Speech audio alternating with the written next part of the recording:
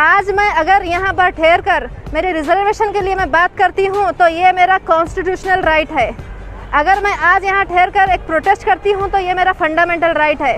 इसको छीनने का अधिकार किसी को भी नहीं है। तो मैं ये बताना चाह रहा हूँ कि ये जो हुकूमत, बीजेपी हुकूमत या कांग्रेस हुकूमत, ये दोनों भाई बहन की तरह है। ये लोग ये सिर्फ लोगों को बेवकूफ़ बनाना चाह रहे हैं। स्टेट एक ये आया मैसेज हमारे को कि जब रिज़र्वेशन पॉलिसी जब आई, ये कैंसिल हुआ होने के बाद मीटिंग हुई हमारे उलमा करामों के और ये डिसाइड फाइनल हो गया कि हम लोग विल टेक लीगल एक्शन। अगर आपको लीगल एक्शन ये चीज़ पे ही नज़र आई, आपको समझ यही नज़र आई जब एंटी कन्वर्जन बिल पास हुआ जब कहाँ पे थे आपके लीगल एडवाइज़र्स, लीगल एक्शंस जब आप क्यों नहीं लिए? गौ रक्षा का बिल पास हुआ, कई सारे गौ रक्षा के नाम पे कई बच्चों के ऊपर अटैक हुआ और रिसेंटली हलाल का झटका कट पे कई सारे कारोबार बंद हुए। जब कहाँ पे थे ये लोग? This video is sponsored by Mahalakshmi Jewelers, United Hospital, KBN University, Shaheen Group of Institutions, Al Sharia Group of Institutions, Fine Art Designers, Fortune School, Chulbul Lighting and Furniture, Sparkles International School. Ji sir, जय हिंद साथियों, मैं सिराज शाब्दी। आज विधानसभा में हम लोग मौजूद हैं। मकसद यही था कि आज हम लोग जो प्रोटेस्ट कॉल आउट किए थे as a citizen of India, resident of Kalaburagi के फोरम पे, जो रिज़र्वेशन बीजेपी हुकूमत जो रिज़र्वेशन जो स्क्रैप की जो हटाई तो उसको रीस्टोर करने के लिए ये प्रोटेस्ट रखा गया था। बहरहाल कोड ऑफ कंडक्ट होने की वजह से इस प्रोटेस्ट को कैंसिल करना पड़ा। बिकॉज एक तो चीज़ है, we have to respect police department and we have to respect the law and order all. तो हम लॉ एंड ऑर्डर को रेस्पेक्ट करते हुए इस प्रोटेस्ट को हम लोग कैंसिल किए। कैंसिल कर then we had a very long discussion with police department. उनसे बात होकर फाइनली वी डिसाइडेड के विल कम ऑन विधानसभा और यहाँ पर आकर हम लोग सिर्फ डीसी को डिस्कस करके मेमोरेंडम देंगे और मेमोरेंडम के थ्रू हम जाहिर करेंगे that we are not okay with this policy. तो मैं ये बताना चाह रहा हूँ कि ये जो हुकूमत, बीजेपी हुकूमत या कांग्रेस हुकूमत, ये दोनों भाई बहन की तरह है। ये लोग ये सिर्फ लोगों को बेवकूफ़ बनाना चाह रहे हैं। स्टेट एक ये आया मैसेज हमारे को कि जब रिज़र्वेशन पॉलिसी जब आई, ये कैंसिल हुआ होने के बाद मीटिंग हुई हमारे उलमा करामों के और ये डिसाइड फाइनल हो गया कि हम लोग विल टेक लीगल एक्शन। अगर आपको लीगल एक्शन ये चीज़ पे ही नज़र आई, आपको समझ यही नज़र आई जब एंटी कन्वर्जन बिल पास हुआ जब कहाँ पे थे आपके लीगल एडवाइज़र्स, लीगल एक्शंस जब आप क्यों नहीं लिए?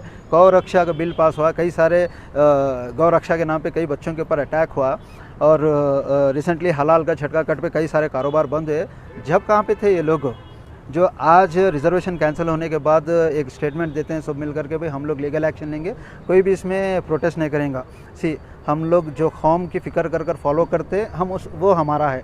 और जो इलेक्शन नज़दीक है, लिंगायत के वोट नहीं मिलते हैं, अगर हम ये प्रोटेस्ट करेंगे तो लिंगायत के वोट नहीं मिलते, वक्कलगा के वोट नहीं मिलते, ये सोच रखने वाले उलमा इकराम अगर है तो वो उलमा इकराम नहीं, वो सियासती उलमा इकराम है और हम वो लोगों को फॉलो नहीं करते।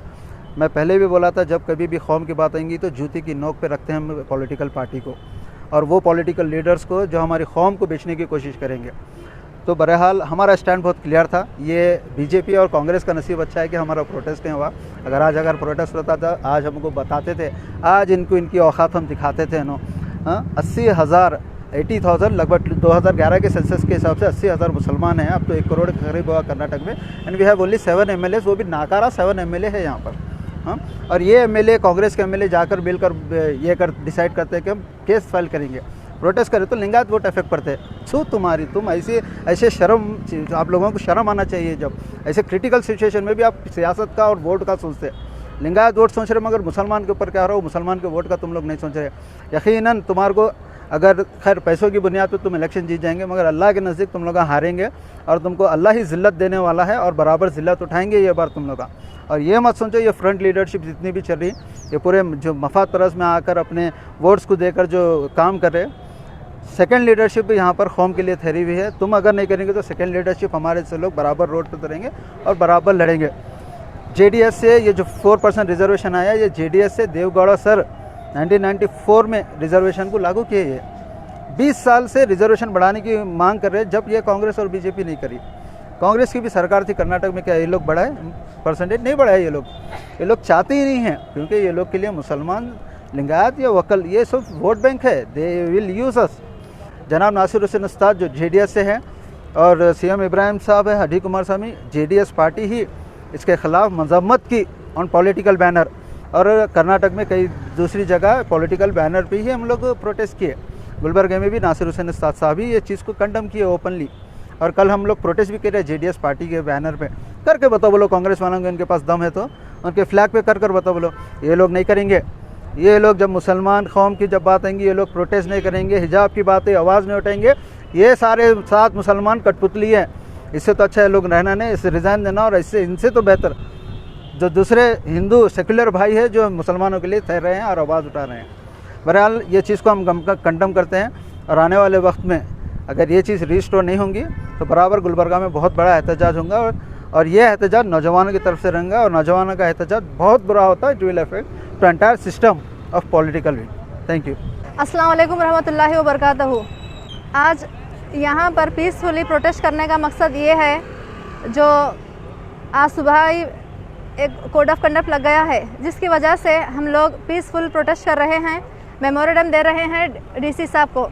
जिस तरह कर्नाटका के CM बोम्मई साहब ने जो मुसलमानों का 4% रिजर्वेशन था उसको रद्द किया गया, उसको रद्द करके जो लिंगायत और वक्कलगिरा है उनको दिया गया है। एक तो हमारी पॉपुलेशन के हिसाब से हमारा जो रिजर्वेशन था उसको बढ़ा देना चाहिए था, लेकिन अफसोस BJP सरकार को ये 4% रिजर्वेशन भी चुभने लगा है। तो मैं पहले बात तो कड़ी मजम्मत करती हूँ जो हमारा रिजर्वेशन को हटा दिया गया है। आज मैं अगर यहाँ पर ठहर कर मेरे रिजर्वेशन के लिए मैं बात करती हूँ तो ये मेरा कॉन्स्टिट्यूशनल राइट है। अगर मैं आज यहाँ ठहर कर एक प्रोटेस्ट करती हूँ तो ये मेरा फंडामेंटल राइट है। इसको छीनने का अधिकार किसी को भी नहीं है। तो मैं बोम्मई साहब से डिमांड करती हूँ, जिस तरह आप हमारा रिजर्वेशन रद्द किया गया है उसी तरह हमें रिस्टोर करके दीजिए, उस तरह हमें वापस दीजिए, वरना हम रोडों पे उतर कर एहतजाज करेंगे। आज तो बस एक छोटा सा ट्रायल था, पिक्चर अभी बाकी है। बोम्मई साहब, इधर माह रमज़ान मुबारक के मुक़द्दस महीने का आगाज़ हुआ और उधर भारतीय जनता पार्टी की सरकार ने बसवराज बोम्मई जी ने जो कर्नाटका में OBC कोटा में जो 4% रिजर्वेशन मुसलमानों को हासिल था उसको ख़त्म करने का ऐलान किया। अब तो खैर इलेक्शन अनाउंस हो चुके हैं, लेकिन कुछ बातें मैं आवाम के सामने मीडिया के थ्रू पेश करना चाहूँगा। ये बताया गया कि रिजर्वेशन किसी को भी रिलीजियस बेस पे नहीं दिया जा सकता, मज़हब की बुनियाद पर रिजर्वेशन नहीं दिया जा सकता। मैं ये बताना चाहता हूँ कि रिजर्वेशन मज़हब की बुनियाद पर नहीं दिया गया था। मैं तारीख़ में आपको हिस्ट्री में थोड़ा पीछे ले जाना चाहूँगा।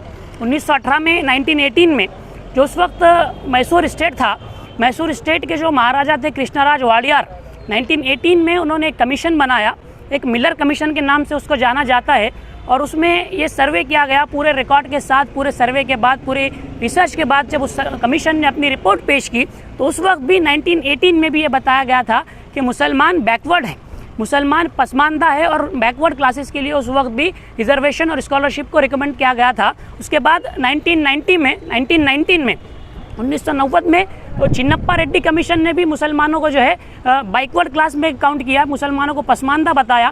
और उसके बाद 1994 में मुसलमानों को 2B कैटेगरी में शामिल किया गया और उसी की बुनियाद पर मुसलमानों को रिजर्वेशन दिया गया था। पसमानदा होने की वजह से, बैकवर्ड होने की वजह से, मज़हब की बुनियाद पर नहीं दिया गया था। और हमारे वज़ीर आज़म सबका साथ सबका विकास का नारा लगाते हैं, सबके विश्वास की बात करते हैं, लेकिन इस मुल्क की सबसे बड़ी माइनॉरिटी जो कि बैकवर्ड है और उसको उस बजाय इसके कि उसके अपलिफ्टमेंट के लिए कुछ काम किया जाता, बजाय इसके कि मुसलमानों के तरक्की के कुछ मंसूबे बनाए जाते, कुछ मुसलमानों की तरक्की की पॉलिसी बनाई जाती, उसके बजाय मुसलमानों का रिजर्वेशन कैंसिल करके जो है मुसलमानों को और बैकवर्ड करने की कोशिश की जा रही है, मुसलमानों को और पसमानदा करने की कोशिश की जा रही है, सिर्फ और सिर्फ अपने वोट बैंक के लिए, सिर्फ और सिर्फ अपने पॉलिटिकल एजेंडा के लिए। ये बहुत सीरियस मसला है, हमारे कौम को समझने की ज़रूरत है। क्योंकि शाहीन ग्रुप ऑफ इंस्टीट्यूशन के जो चेयरमैन है अब्दुल कदीर साहब, उन्होंने बताया कि रिजर्वेशन कैंसिल होने से 106 मेडिकल सीट का नुकसान मुसलमान बच्चों को उठाना पड़ेगा हर साल। तो ये एक मेडिकल सीट की बात है। उसके अलावा दीगर कोर्सेज में भी मुसलमानों को नुकसान उठाना पड़ेगा, सरकारी नौकरियों में मुसलमानों को नुकसान उठाना पड़ेगा। तो ये बड़े जो है सीरियसनेस उसके साथ उसका आवाज़ उठाने की ज़रूरत है। मैं तमाम मुसलमान लीडर्स से या जो उलमाए किराम है सबसे मैं गुजारिश करूँगा कि इसके लिए आवाज़ उठाएं, जिस तरह से भी कोशिश कर सकते हैं, जिस फोरम पर भी कोशिश कर सकते हैं, कोशिश करने की ज़रूरत है। न समझोगे तो मिट जाओगे हिंदी मुसलमानों, न समझोगे तो मिट जाओगे हिंदी मुसलमानों, तुम्हारी दास्तां तक भी न होगी दास्तानों में, तुम्हारी दास्तां तक भी न होगी दास्तानों में। खुदा हाफ़िज़। This video is sponsored by Mahalakshmi Jewelers, United Hospital, KBN University, Shaheen Group of Institutions, Al Sharia Group of Institutions, Fine Art Designers, Fortune School, Chulbul Lighting and Furniture, Sparkles International School.